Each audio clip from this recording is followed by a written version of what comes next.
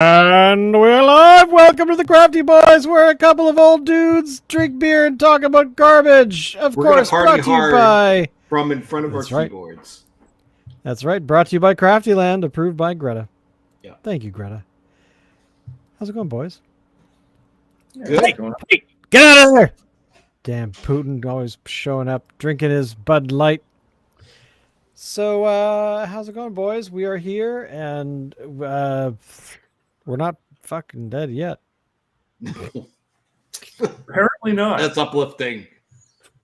You're not dead You'd yet. like to take our course for Yes. how to be happy. Yeah. Go to trainable.net/craftyboys. We want to get happy. That's why we've got beer. That's right. Well, since Locke, you're in the Eastern time zone, why don't you tell us what beer you have, why, and where did you buy it? Okay, so this is from Or the something. CPO down on the Danforth of Toronto. Okay. And what it is the Whitewater Brewing Company Peanut Butter Stout. Where are they from? oh, Yeah. Say that again. What? Nitro Peanut Butter Stout. that sounds Okay, delicious. Want one. Here we go. Whitewater. Where can I get Where's one? Whitewater And does it- Brewing? Yeah, where are they? It sounds Have very we had them Pacific. before? Hold on. We are going to have a...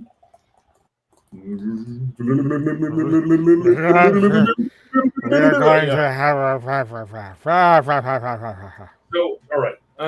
What? Shake things up. Yeah. This stout is everything you want it to be. Well, that's a big claim, but chocolatey, peanut buttery goodness with hints of cream and caramel. This medium-bodied sweet stout will remind you of a peanut butter chocolate shake. Just shake and pour and enjoy. Never stop exploring. IBUs 30. Pour and enjoy. No poetry. I wonder to if this that is going to be phrase. too sweet. Whitewater Brewing Company of Cobden, Ontario. Where the hell is that? If I've ever been to Cobden, Ontario, it's news to me. I'd like to know Never what heard of it. Cobden, Ontario is Yeah. actually. But it pops in at a fairly reasonable 4.5% alcohol per volume. Hmm. It advertises that it's mostly malty. I believe them. Yeah. Beer with peanut flavor. Now, the first question I have is, what do they mean when they say peanut flavor? Yeah, me too. Water. Because if they're trying to do like the Sugars, in brackets, lactose. So it's a milk stout. okay, all right. Hops, peanut extract. Is peanut Interesting. extract made of peanuts? I think I'm going to. I would think so. It's probably I would like hope the so. oils. Yeah. Wheat, oats, and yeast. So this is wheat and oats in this. Okay. Okay, so let's check it out. Now, see, I'm wondering if this is going to be too sweet for Locke, because Locke does Because not I'm like not big on sweet. And if I'm being honest, it is sweeter than I'd like it to be. Right. On the other hand, it's as peanutty as Big Bad John's on a Saturday night. Really? Now that's saying something. That's actually hard to do. For the people who don't know, if anybody's watching, Big Bad John's is a bar in Victoria that it's like a dive bar, a faux dive bar, but there's peanuts and you throw the shells onto the floor and there's peanut shells all over the place. Right. The only thing that makes it a faux dive bar is where it is and who's Yeah. ultimately owns it. Yeah. But to be fair, for a faux dive bar, it becomes a real dive bar after a certain hour. Yeah. Oh, yeah, for sure. I don't remember the last time I was there. It's a long time ago. Oh, it's now. been years for me. Next time we're in Victoria, we should all go. True. I agree. Locke, when are you going to be in town next? We should go. We've been talking about this for a month. We'll I figure know, it I out. know. All right, well let's hear about the beer. Okay. Yes, tell us more. So you're right. It is too sweet. The peanutiness is like solid. It's nutty. It's got that oily sortness, which is what I would want if I was something, it's got peanuts in it. Reese's Peanut Butter Cup. Yeah. Only it's missing the salt. I would have gone Goza with this as well and dropped some salt in the mix.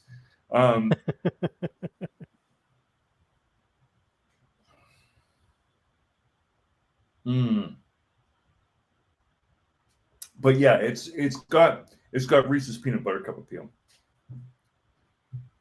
Right. Okay. Now I mean, that's fair we to did a peanut butter stout from Dead Frog.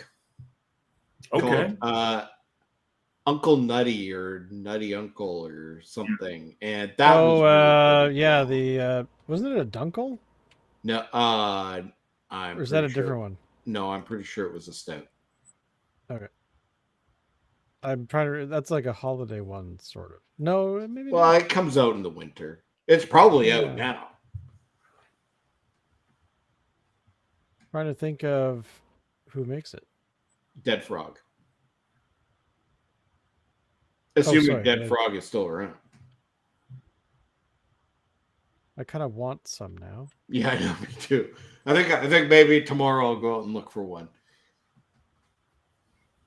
All right, So, Locke, would you buy this again? I Something did tells buy me this. no. I bought it last week when we didn't do the show. Right. Sorry, but So I did would you again. buy it Yeah, if you? Your answer, and you, as Yeah. you can tell, it's evident. Yeah, an honest one. what I want to know is what actually made you buy it in the first place? Like, why did you choose that one? Like, I hadn't seen anything quite like this on the shelves in a while. Like I mean, everybody's doing sour, everybody's doing fruit, everybody's doing mango flavored, New England IPA. Is like I was getting fruit salad fatigue or something, and I saw something that spoke of nuts and bars and I don't know. The tin sort of looks like,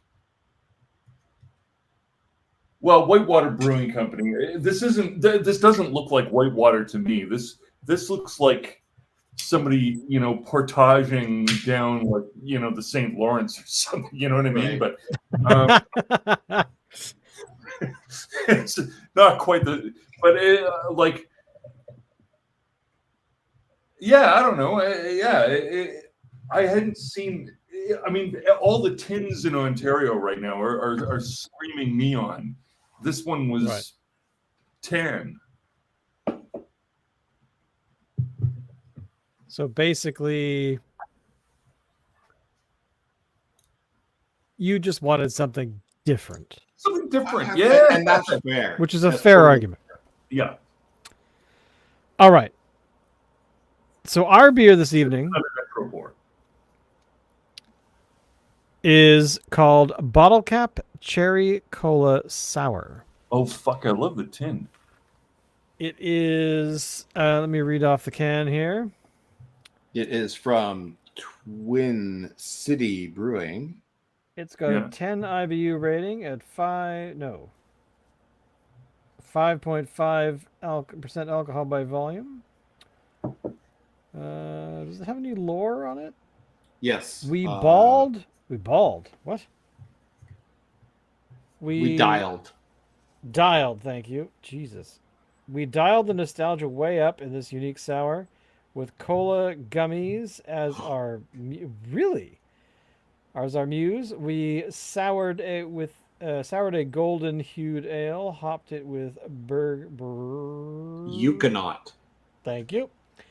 Then conditioned on cherries along with a bit of natural cola flavor. Okay, I'm actually because we got this in December, and I want to try it. And Twin City mean- Brewing is from Port Alberni on the Port west Alberni? coast of Yeah. Vancouver Island Once wiped out by a tidal wave. in the 60s. Yes. Yeah. All right, so this is it here. Wow. I've done my pour in my Stormtrooper mug. That is way cool. This I mean, you could totally. smells like Now, cola. I have to say, before we even try the beer, I have to say that cola gummies, you know, those Coke bottle gummies, are like my favorite thing in the world. Oh like- god, yeah. I'll They're eat it. amazing. And so you have a high standard that you're trying to. Well, yeah, maybe. Let's Here. see. Wow. Color me impressed. Uh-huh. It's good. It's Really? really good.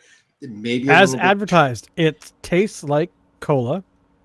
It has a slight sourness to it, which honestly kind of goes with the cola anyway. It kind of does because those gummies, especially the sour ones, the sour gummies, would have this kind of sour flavor to it. Now, as far as like cola gummies go, I don't like the sour variety. I like the non-sour No? variety of them. And I do think the sourness is a little bit overpowering in this. I wish it was dialed back I'm a little not bit. finding that. I'm not finding that overpowering at all. But again, I'm jiving on it, but I'm definitely not. I'm not disliking it. Which No, I'm I'm kinda not surprised, to be disliking it. honest.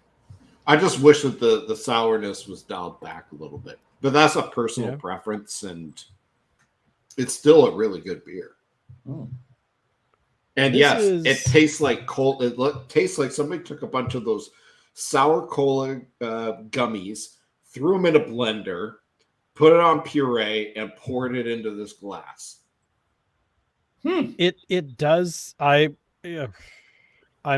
impressed. I mean, it's not. It's What's the it's carbonation? weird. It's weird. What's the carbonation like? Almost none.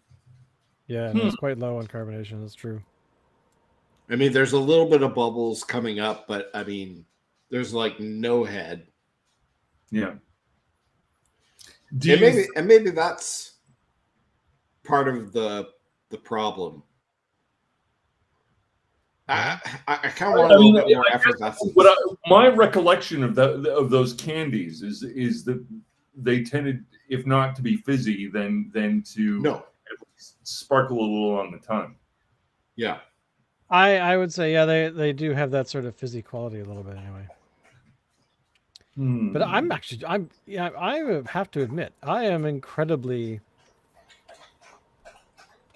I'm surprised. I did not think this would work. I am too. Having said that, Is would you somebody get drinking this out again? of a toilet somewhere? Oh, it's my dog drinking out of a water dish. Having said that, Shane, would you get this again? I would get this again, but it would have to be connected to some sort of event. Now, here's what I'm gonna ask. It's not now. something I would drink every day. Put it that way. Yeah. But I have to say, I'm impressed. And if you have not had a chance to try it, I definitely would try it. What did it cost? I don't remember. I want to say it was about $4. Yeah, somewhere in there. Okay, because the closest competing products that I've seen in Ontario are all like a $5 kind of an affair. Yeah, no, I don't think it was that much. This is It was like $4.65 or something. your cherry cola beer is something that's of the moment very much, and any brewery can nail it.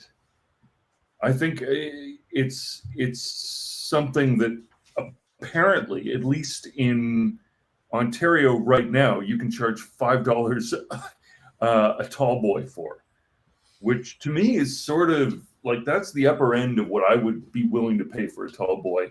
Pretty much full stop. Period. Yeah, I'm about True. the same. If it's more than that, I really have to consider it. If it's more than that, I'm surprised it's not coming in glass. Well, if it's more than that, it's probably going to be like a barley wine or something that's barrel aged that they spent months and months crafting. Yeah. Anything that's not that, it should be under $5. I'm curious if the how the like I'm assuming that if they actually use like, you know, cola bottles, the candy, like what does that actually contain aside from? Well, they didn't. Well, okay, so well, Sorry, The can you other- read that off again? What does this actually say? Okay, it says that with cola their gummies inspiration. as our muse, so they Muse, use yeah, that okay. as sort of like their guiding thing for the flavor profile. But Muse they rather didn't than actually use Right. any in the. So then they must have used some sort of cola extract or something Yes. like that. I got to imagine Which- whoever manufactures the candies gets something from someone that they then put together with. Let's put it this way. Here's the ingredients list for this beer: barley, wheat, oats, cherries, cola flavor. Done. So, would this be the flavor of the raw or the roasted cola nut? I wonder. You know what they probably Very good did? question. They probably got like cola syrup, like any soda fountain would use, and they threw that in there. Yeah. Does that mean that somebody could potentially make a Jolt Cola syrup-based beer? I don't see. I would why not. imagine, yeah. Now, actually, now that you say that, I know that I've had a couple of Jolt Colas in my life, but I don't remember what it tastes like, and I don't remember. That's because the caffeine would have distracted you. But I remember. I'm trying to remember. What's that Jolt band? Cola was more similar to RC Cola Right, as far as like flavor goes. but maybe, yeah. now wasn't like Jolt Cola one of those ones that was banned, back in the day, at some point because they felt it was too dangerous? I don't think so. I don't believe that. Certainly not with the rise of Monster and all the other. Well, yeah, energy- but this was before the Monster energy drinks, or before the, what is it called? I think. I'm sure if there were an opportunity for them to have been restricted in some way, I'm sure they would have publicized the hell out of it because that was part of their marketing campaign. That is true. Yeah. I remember in high school, not that I attended any, but there was this thing that they served Jolt at school dances. Mm-hmm. Really? Apparently, I like I remember. said, it wasn't my scene. I didn't go. There was those things called. Are you going to go to the Enchantment of the Sea dance? You mean the fish under the sea dance? No, I was too busy playing video games on my Commodore 64. Thank you very much. That's so true. Yeah. I'm trying to think of what other. Okay, with that in mind, how many dances did you ever attend in Like high school? school dances? Yeah. One. Do they actually have dances anymore? Is that No. kind of died out? No, they don't have them anymore. Really? Well, none of my kids had any dances at their school. I think it just from a liability standpoint, it just opens up too many problems. Yeah, that music might kill you. not the Is there music. music anymore?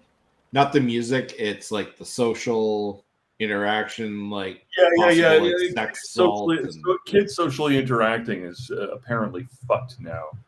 Yes, it is. So what is? Oh, okay. Let's dive into that because I'd like to know more. Well, I think what it is like the school doesn't want to take responsibility for having an event where, say, somebody could say that they were sexually assaulted or something like that. If they can't monitor every single action of every single kid, then and this is all like the insurance companies, right?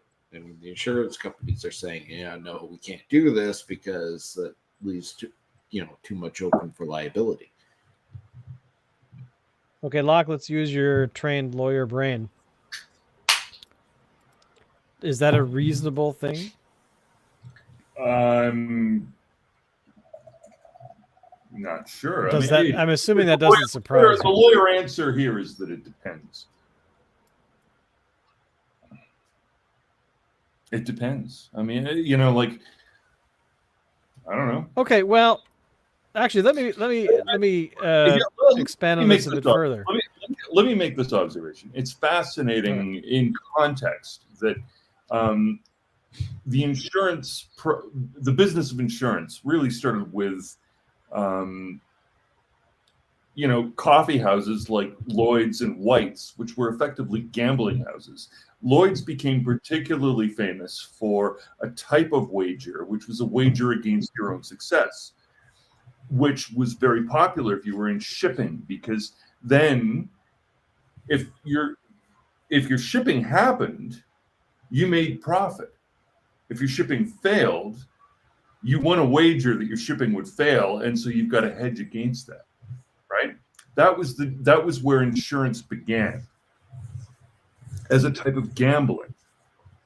Now think of all the prescriptions against gambling and postmodern goody two shoes 2020s, in North America, right? It's evidently it's addictive, right? Gambling, we need to be careful about gambling. We need to have social interventions to prevent addicted gamblers from ruining their lives over their gambling instincts. But at the end of the day, if you look at North America, and in particular the United States, they don't have a safety net besides insurance, right? It's not governmental. There's no governmental within the United States. In Canada, it's more common, but in the United States, you don't have governmental indemnity, regarding certain things. It's all covered by private insurance. Medicine in the United States, the reason it is the way it is because you're covered by private insurance, which is a type of gambling. Now you sort of start to see the reflection in the mirror a little different. All right. Now, I will say this, like at my kids' high school, they do have a winter formal for the graduating class. And of course they have a grad party thing, a dry one in the school for graduation. But those are the only social events that I'm aware of that my kids' high school has had since my oldest started going there, and he's long since graduated. So basically, okay, well, is it always because of the insurance or the liability? No, I don't know why. I'm just guessing. Or is it because broad North American trend? You're right, there is one, and I think you'll find it's very prevalent in the United States, all over the states. That kind of thing is increasingly something that insurance companies don't want to touch, and because there really isn't a coherent set of norms that people can rely upon for purposes of protecting themselves for liability. Why would you hold a social event where you've got a bunch of people who might think one thing and a bunch of people who might think another thing, and when they interact, evidently problems happen? Why would you want to expose yourself to that? Exactly. And why would the company that's insuring you go along with it if they knew that that's what you were doing, right? And to the degree that North American culture bleeds north and south, because we have a very permeable border. Yeah, I mean, that's sort of, to me that seems to be the likely root of it. But if somebody has a better theory, I'm keen to hear it. I was just wondering if it was about like the, people interact in a certain way at that age, and is it really because of insurance or liability or concern about that kind of stuff, or is it more that just the way young people communicate? I mean, in this day and age, is it? They would. You know, Are you saying that they wouldn't go to a dance, rather they would go to sort of a house trashing party at someone? Well, not necessarily, but Maybe. they might, because that's what like they would do. But I don't know. See, if it was what's me the when I word? was in high school, I would have I went to house parties all the time, not school dances though. Like I went to one school dance, and I hated it. I had a horrible time. But house parties, dances, yeah, okay. they're great, fantastic. Yeah, I was not a fan of school dances either. I know that I went to. Mixed bag for me. a I few. mean, I usually did okay in terms of getting a pleasant experience of getting cozy with some lady over. And to me, there was really one tragedy, and that is that the prescripted song that everybody kind of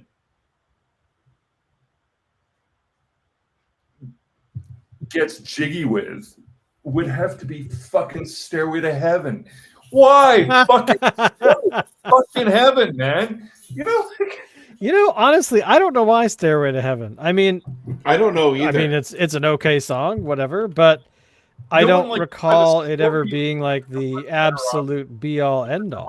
I'd rather a British band than a German one, I get, but for fuck's sake, like, why did it have to be Stairway to fucking Heaven? Sorry, I heard my chat go off in the background, and yeah, I gotta download this. I have to put this on the show because this is amazing. Okay. Why can't I download it? What is going on?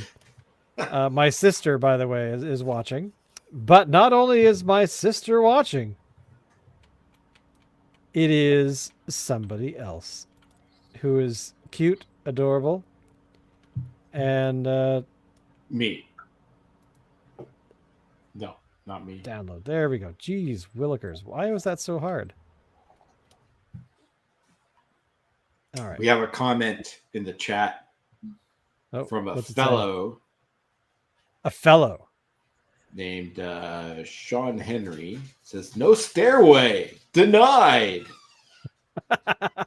I just watched that the other day for the first time ever. And I definitely was doing a little headbanging in the Mirthmobile.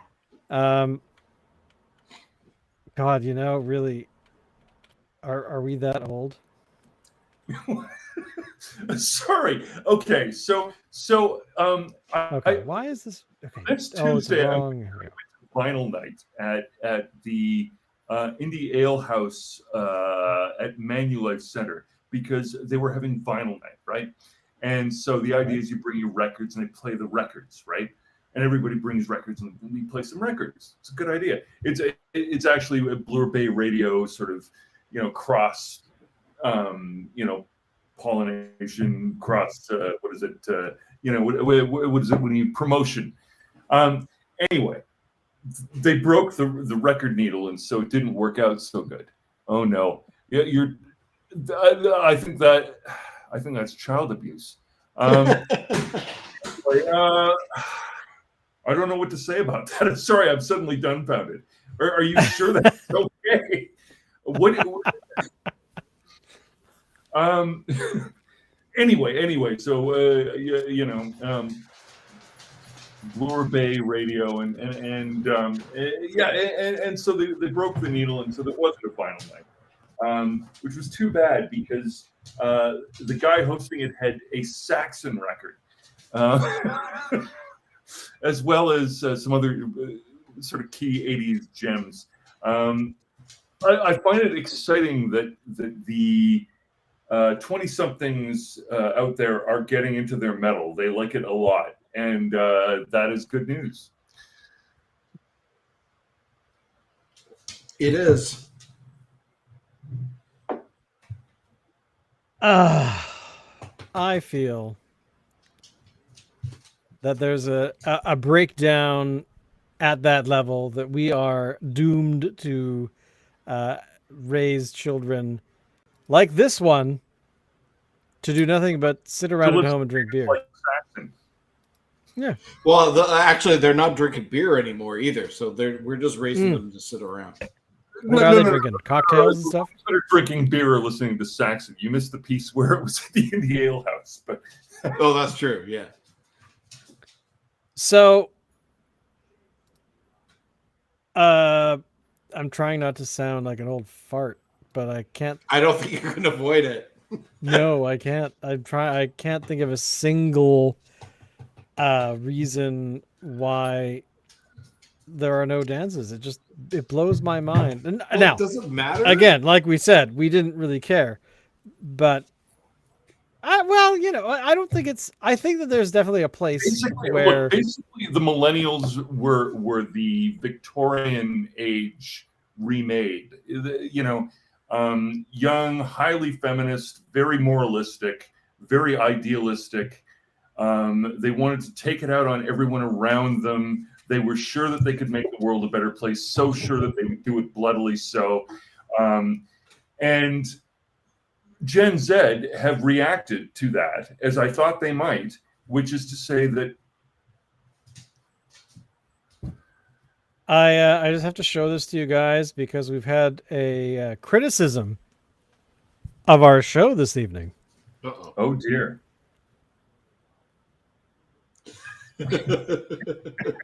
We did. We're talking on cruise. It's similar. So this is the content by way of our speech. Okay, here's beer. I like beer. I'm already done my beer. It's gone. You're done your beer? Jesus, I'm done. man. So, okay.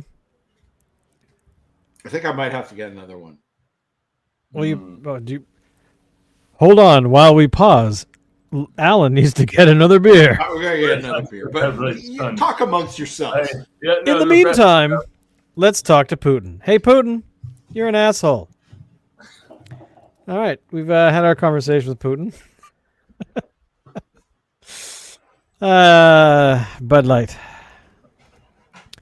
So, okay, let's talk about something else, because young children are dumb now.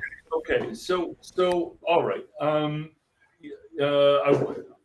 I had thought this season we might talk about the Deathstalker movies, but as there are children present, we will leave. Sorry, wait. Oh, she doesn't Deathstalker. understand English yet. Okay, sorry. Deathstalker movies. Unpack that for me. Did you watch the Deathstalker movies back in the 80s? I know I've watched at least one. They were Roger. Were there more than one? Barbarian film.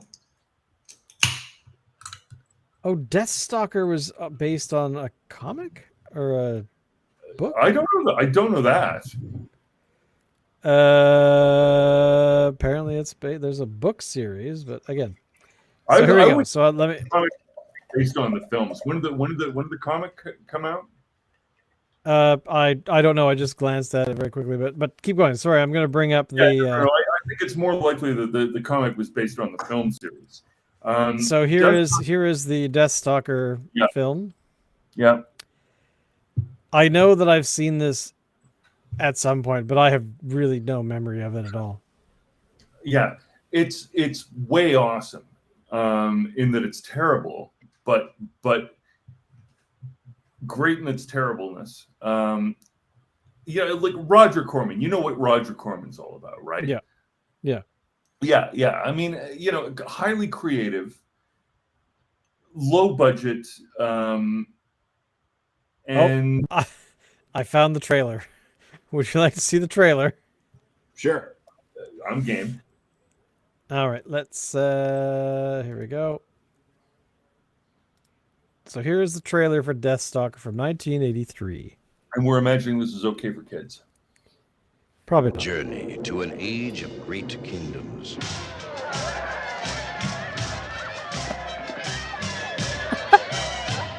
Yep, this is what I remember seeing. An age of awesome magic. An age of terrifying evil. Where one man sought the key to the ultimate power.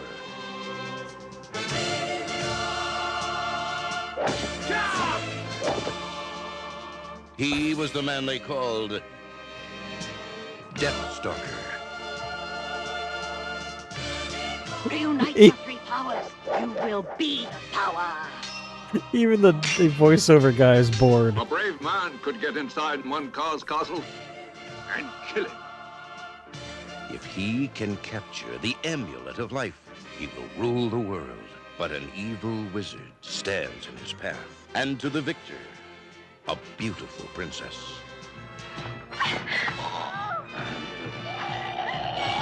That's supposed to be a Gamorrean guard.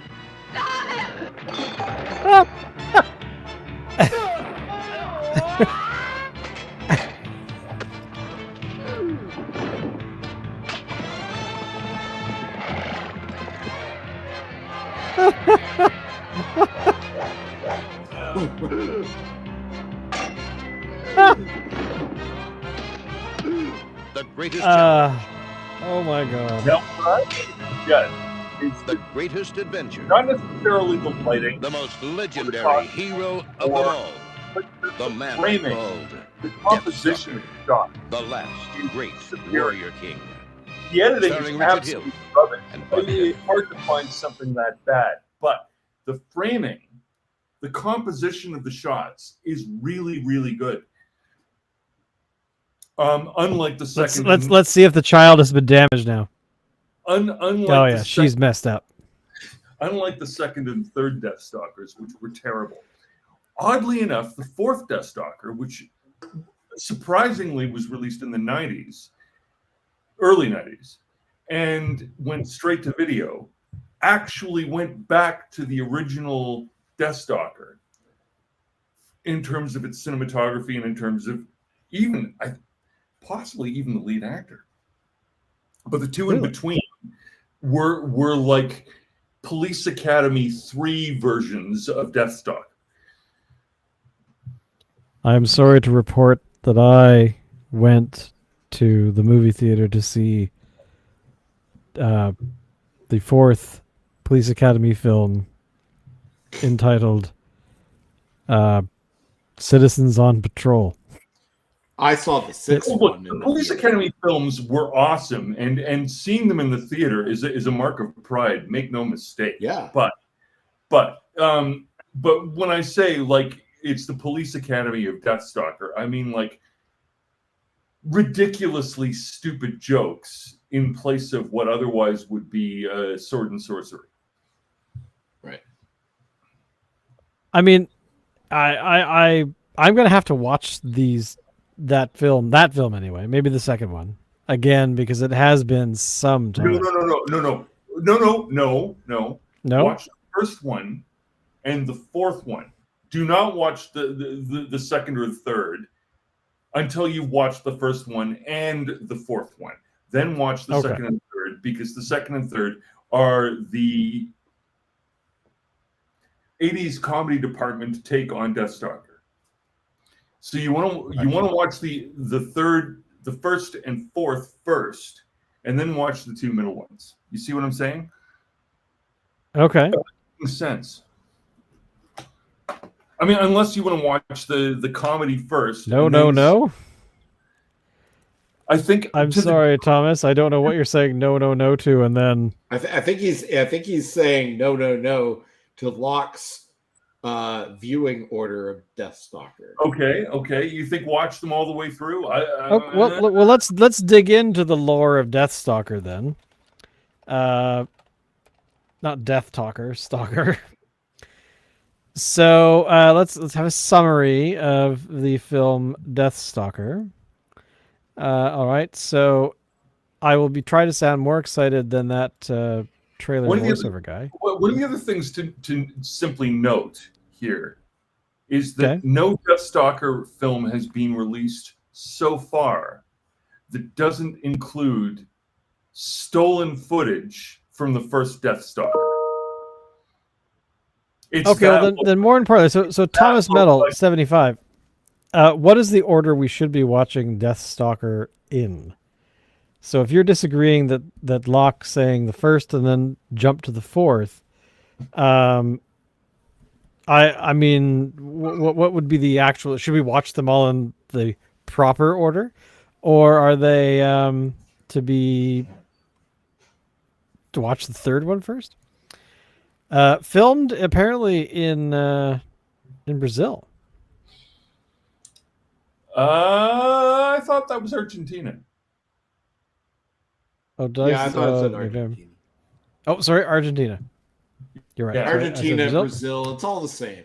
It's all the same. Buenos Aires, specifically. So the film's commercial success encouraged Corman and Argentinian producer-director Hector Oliveira to collaborate again to produce Barbarian Queen. The hell is Barbarian Queen? I have not seen Barbarian Queen. Now, Also here's- known as the Queen of the Naked Steel. Is it in the same universe? Is it a Now here's part of the reality of the age of cinema that we're talking about here is, do you remember going to video stores? Yes, I do recall going Because- to video stores. There was a time when you couldn't simply press a button and have it appear online, and to me, the tragic piece of it all is that the best piece of all of this, the most valuable thing in any of it, was going to the video store, because I agree. what you would inevitably do is meet other people at the video store, because you'd all be mingling, kind of trying to figure out what you wanted to watch. And so it was a great way to meet people, a great way to hook up, a great way to exchange ideas and talk to people. That's gone now. And no, chat functions on the sidebar don't fucking do that job. So that's one of the tragedies of all of this. But one of the things about the Roger Corman Barbarian films is that they all had illustrations from Boris Vallejo, famous barbarian, sort of sword and sorcery kind of artist. He, Right. he'd be like, a naked chick with a guy with a sword going like that, and, like that's sort of his whole thing.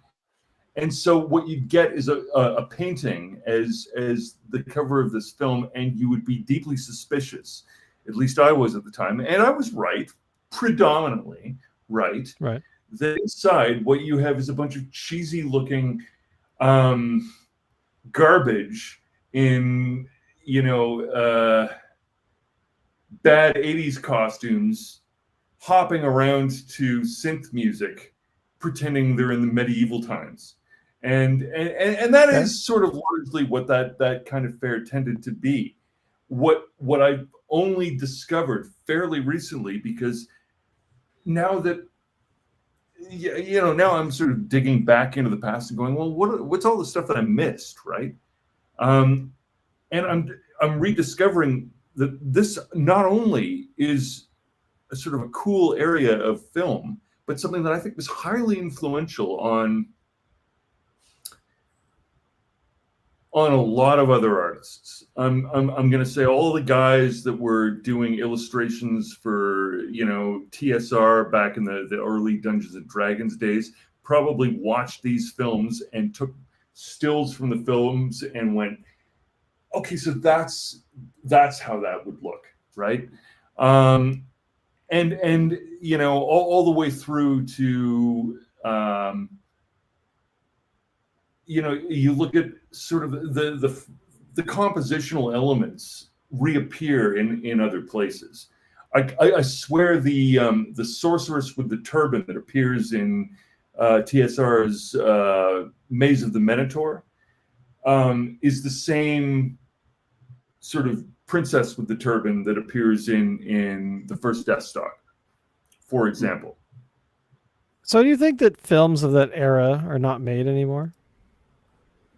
Well, films of that era, sorry, are not made anymore. Well, not of that era. No, that era is that era. No, but that kind of style, because one of the things.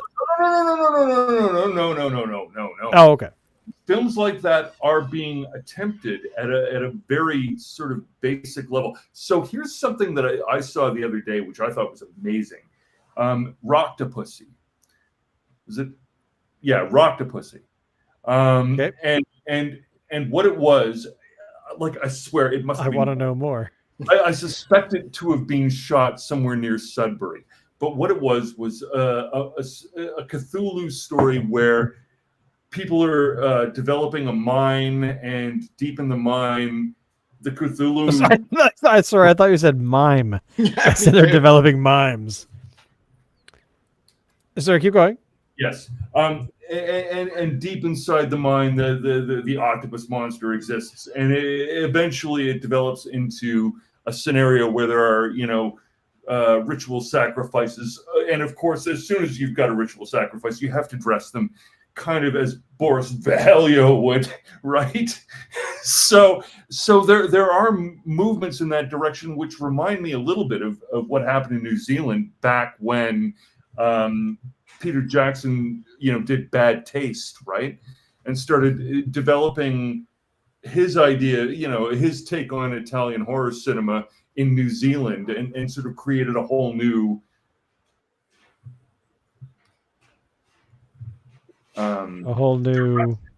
for New Zealand film, such that it led to where it is now, which I won't get into because it's storied, and but I mean, anybody who's seen you know, the Meet the Feebles, or you know, any of his following work, you know, anyway, yeah, including Lord of the Rings. So I think there is interest in that, and that came out, I think, as recently as, you know, like 4 or 5 years ago. 2022. 2022. Okay, so yeah, so even more recently than that.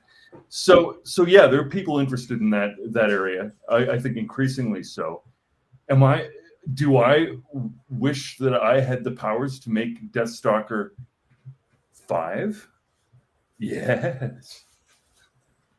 Yes, I would make Deathstalker 5. What would you do to make Deathstalker 5? How would you do it? What do you mean? How? Are you talking about story creation, or are you talking about production, like trying to find money for it? I mean, what would the production values be like? Would this be like trying to make things the way they make action movies nowadays, or would this be making something that looks... No, in the case of this film, I suspect...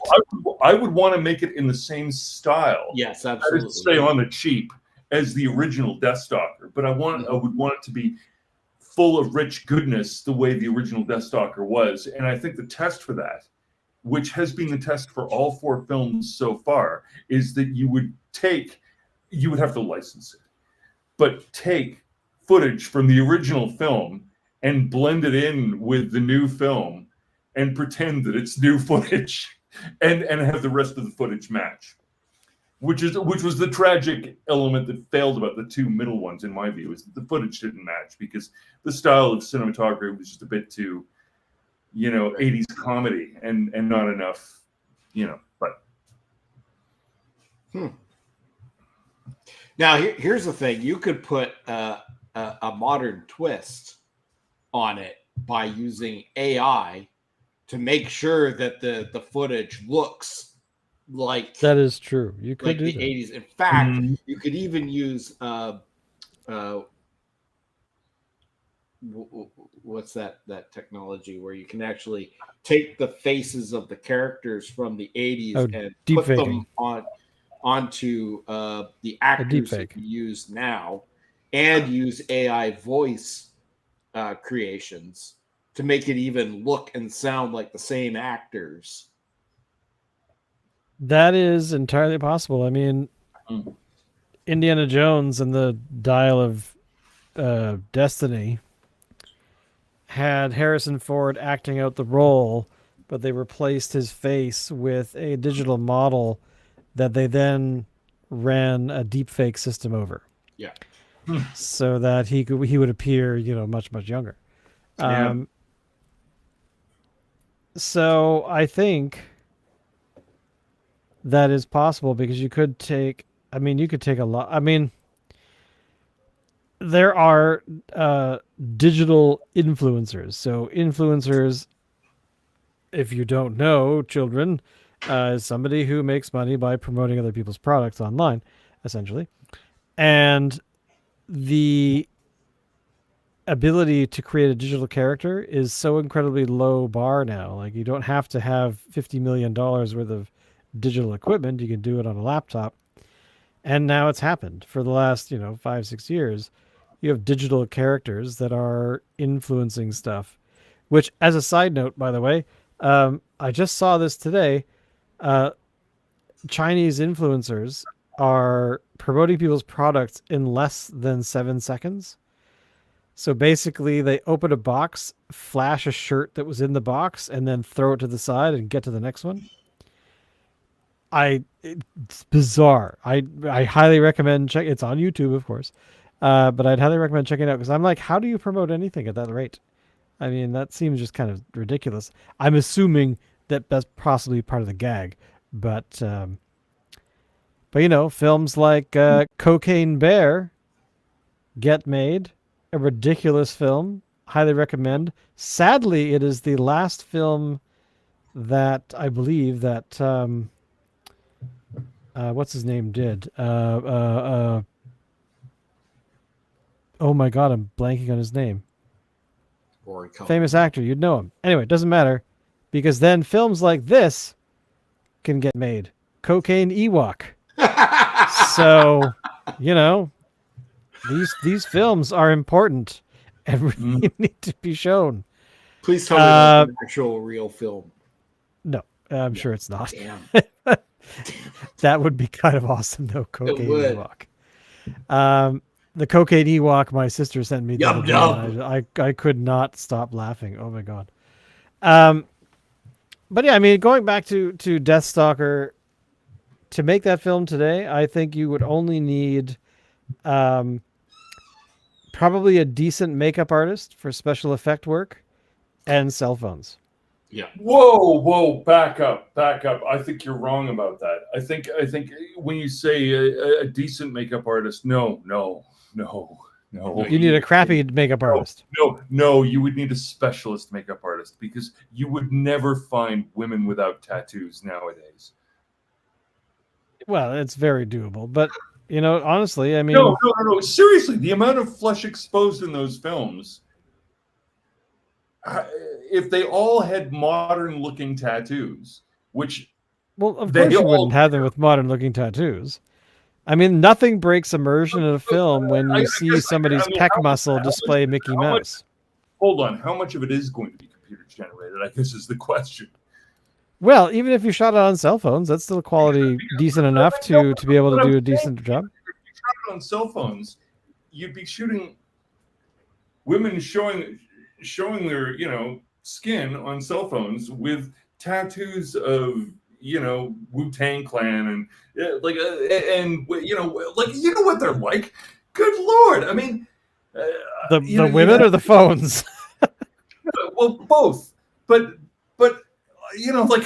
like you see what I'm saying? The problem with making the film nowadays is that the circumstance, what it reveals is how different the period was back then. Right? Well, you're going to need some kind of a makeup artist. What's astonishing about it is that you could get people running around acting that way on minimal pay back in the late 70s, early 80s. Getting them to do that today, I don't think it's the same affair. No, it's just Okay. not going to happen quite that way.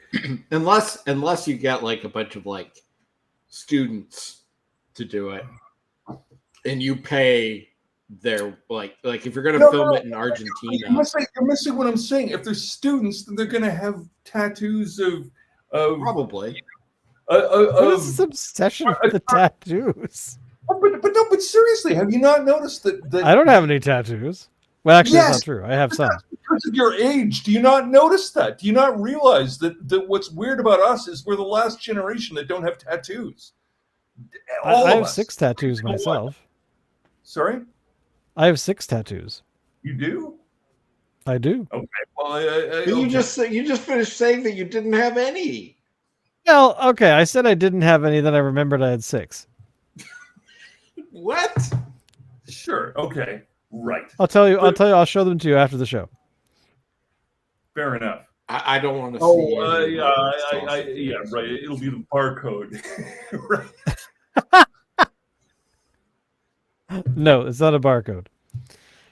It's pregnant by laser scan.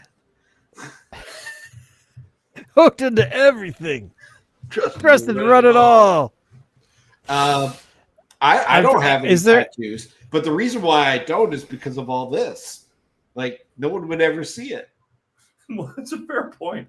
Now you could be like Bam Bam Bigelow and get tattoos on your head. I suppose. thought Actually, about I that. thought about getting like if Before I I lost tattooed my hair. hair on my head, my problems would be solved. Actually, just do like the Rebel Alliance logo on your, with the Or you top do of it like, being like your widow's peak. That movie, Amazon Women on the Moon, I just have like the hair looming. I'll just get carpet put on top of my head. I actually just noticed the other day that Amazon Women on the Moon is now streaming, and I What? Where? I was surprised. I'll look it up. Talk amongst yourselves while I try to remember where it is. I'm so get. I have it on DVD anyway, but if I can find it on streaming somewhere, that's even better. What a great movie! When was the last time either of you watched either of Queen Kong's films? I Jackie don't Kong. think Sorry, ever. who? She made Blood Diner and Night Patrol. Nope. Never seen them. If you haven't seen those, they are pretty amazing. Okay. Like there's some films that capture a period because everybody saw them, and there's some films that capture, 1984. there's some films that capture a period because hardly anybody saw them, but the ones that did were marked for life. Wow, Linda Blair and Billy Barty. Wow, Really? and a bunch of other people I have no memory Billy of here. Barty. I used to love that guy. Yeah, I kind of miss Billy Barty. Night Patrol was kind of like a cross between Police Academy and Avenging Angel. Oh, Avenging Angel. Yes. Wasn't there like 5 or 6 of those films? No, I think there was only 2. Well, there was Okay. Angel, and then there was Avenging. Sorry, Angel and then Avenging Angel. But yeah, that series, yeah. I seem to recall there were more. I don't know why I think that. Because there was just the 2. the 80s were an age when if you could come up with a way to make a sequel that sounded like it was maybe a sequel, even if it wasn't a sequel, then Yeah. you could still make money with it. Yeah, With a here you go. poster with a split That might screen. still be true. That might 1984, Angel. 1985, Avenging Angel. 1988, Angel 3, The Final Chapter, and then 1993, Angel 4, Undercover. I saw the first two. I don't think I saw the third. I've never seen these films, but I remember the box art from the Yes. video store. 'Cause The you fact couldn't is- avoid it. Well, no, Shane, Fact you is, and when I. I went into the video store when these were new releases, Yeah, I wasn't old enough to rent them. That's why they're No, a fascination for me. but Shane, Starring you and Rory I- Calhoun. You and Rory I, Calhoun is in Yeah. this. You and I rented Angel and Avenging Angel. Mm. We did? Yeah, we did. I do Watched not it- remember watched that it in at your all. Okay, then I guess we did, but I have no memory of this at all. Oh my god. They weren't good movies. That's a charitable remark. Yeah. I guess I'm gonna have to watch them again because I couldn't tell you anything about this film at all. It's funny because I was actually looking at the cast list for those movies recently for some reason, and I noticed that Rory Calhoun was in them, and I thought that was funny. I kind of suspect that there was a sort of a line of films that all were sort of essentially following on Taxi Driver as kind of their sort of rough structural model, and I kind of think those might have kind of been in that class. Another one that was more extreme, more interesting, and better was Basket Case. Did you ever see Basket Case? Oh yeah, of course. Well, Yeah, it rings a if you- bell. Basket Case was basically this mutant that lived in a basket, and actually, wasn't he like? No, wait a minute. Wasn't he like a deformed brother of the lead? Something like that. Yeah, and he would. He had a taste for human flesh, and he would leap out of the basket to kill you. Okay, I have not seen this. But he lived. I seem to recall he lived in a house with a bunch of other mutant people or something. Am I That- even remembering that right? That I don't recall. What I recall is there being a sort of a grim look at the Hollywood hooker strip.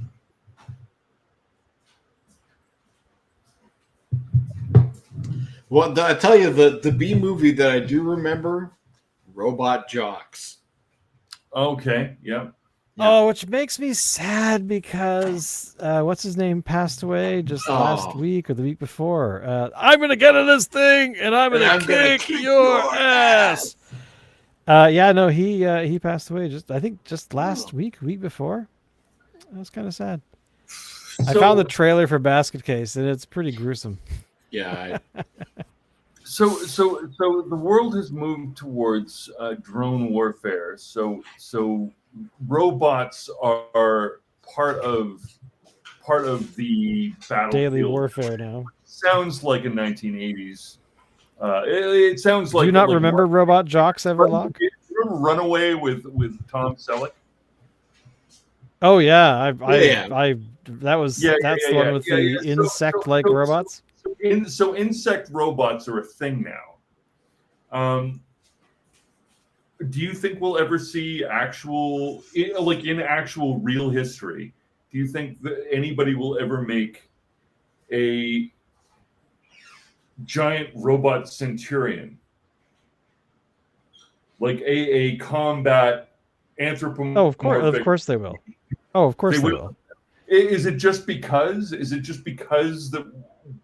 Because we grew up on it, we'll fucking do it because we.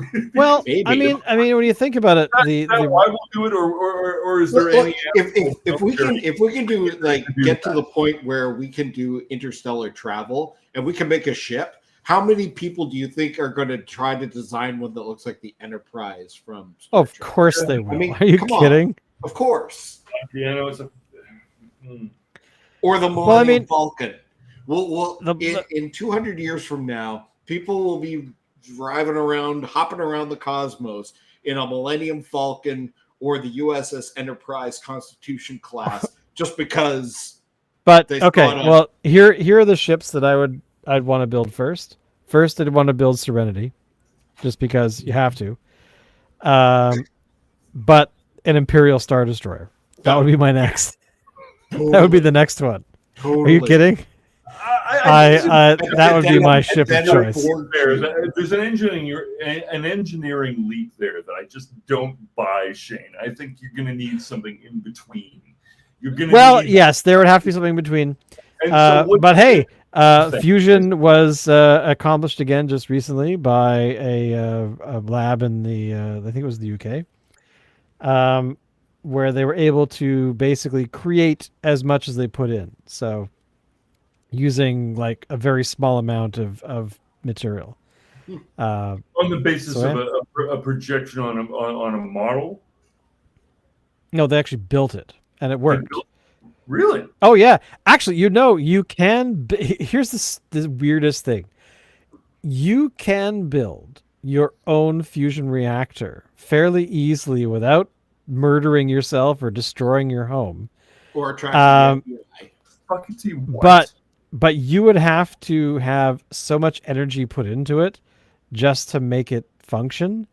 But the reason this was not monumental, but this was noteworthy, was that they were able to create energy almost like fairly close to the amount of energy they put in. And that's the big problem. You want fusion to work, the energy you put into it is like just astronomical compared to what you actually get.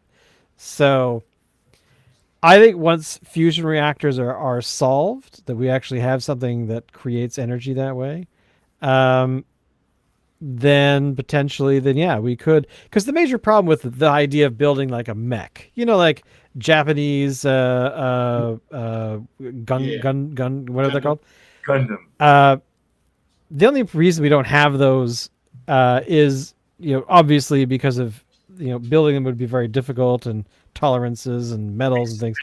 However, we recently apparently found that some material that they collected from one of the asteroids they smashed into recently might actually have a material that is not found on Earth, another element.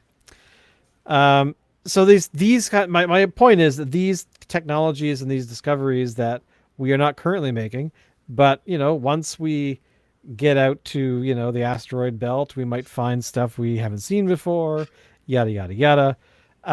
Again, sadly, not in our lifetimes, but these kinds of things will eventually happen to a certain degree. And once we solve that energy creation part, where we can power something like a mech, then yeah, so maybe that kind of stuff comes along. Although I gather the walker from Aliens is apparently something you can build and walk around in, but it does require an external power source. But still, you could actually have something that does lift and do what that particular device did. So, which kind of fascinates me. I think that'd be kind of cool. From her, you bitch. So, I don't know. I guess we do have the capabilities to do some of the job, just not all of the job, because it's like drones, right? Drones are they're cool and everything, and you can fly them around quite a ways, but the ones that are powered by batteries still are kind of limited, right? You can fly them for a short period of time. However, if you've been watching anything coming out of the Korean War, no, the Ukrainian war, Which also is that's sort of the big deal right now, are drones. Drones to help break through jamming that the Russians have put up, drones to drop arms onto unsuspecting soldiers, and more important HKs, and more importantly, suicide drones, where they're flying drones that have that basically have a small munition on them. They fly them directly into like vehicles and stuff, tanks and whatnot. So now I refer everybody again to Stanislav Lem's 1 Human Minute, but go on. Sorry, say that again. I missed what you said. Stanislav Lem's 1 Human Minute. He predicted that this was going to happen. Oh yeah, but the other thing too is that we've kind of reached the tolerances of the human body in jet fighter planes. The G forces basically, if we push them even further, you're just going to crush your pilots. So I would imagine, and I'm assuming there must be an AI flying kind of device. Unless we develop inertial dampeners. Well, that too. If we did that, that would be. To be honest, that would be cool. Inertial dampeners. Does that mean Computer save and end program? Nope, didn't work. Computer Arch. Nope, damn it.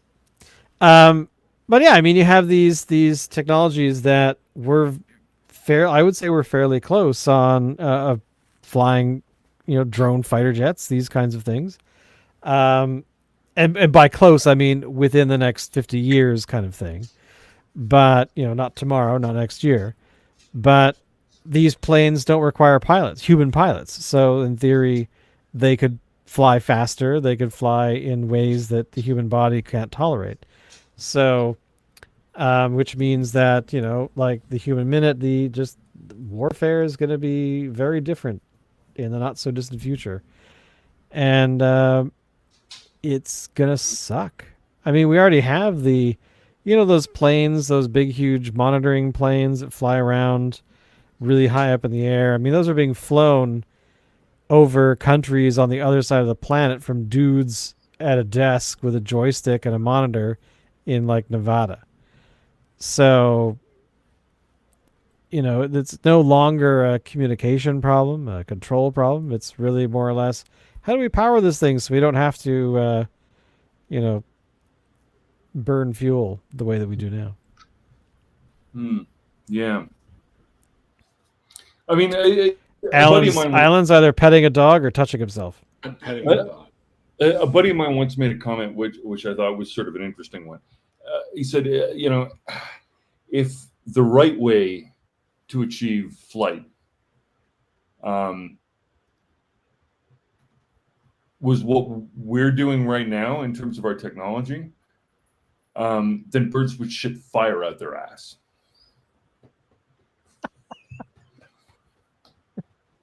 They don't already?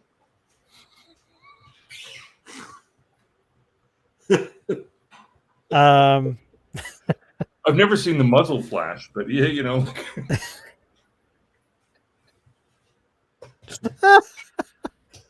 On that note, boys and girls, we've been going for an hour and 15, 20 or so. I think ending the show on birds shooting fire out of their ass is a good way to finish up. We will, of course, be back next week, roughly the same time, same bat channel. And we'll be drinking another beer that Alan and I purchased a few months ago or a couple months ago. Locke, of course, you'll be finding whatever the hell you can find. And thank you, boys, for coming. And thank you for everybody watching. Thank you for the people in the chat giving us all kinds of things, which this will be immortalized in our show, forever. Aren't they supposed to be talking about booze? So that's now in the queue, followed by big dicks are in the house.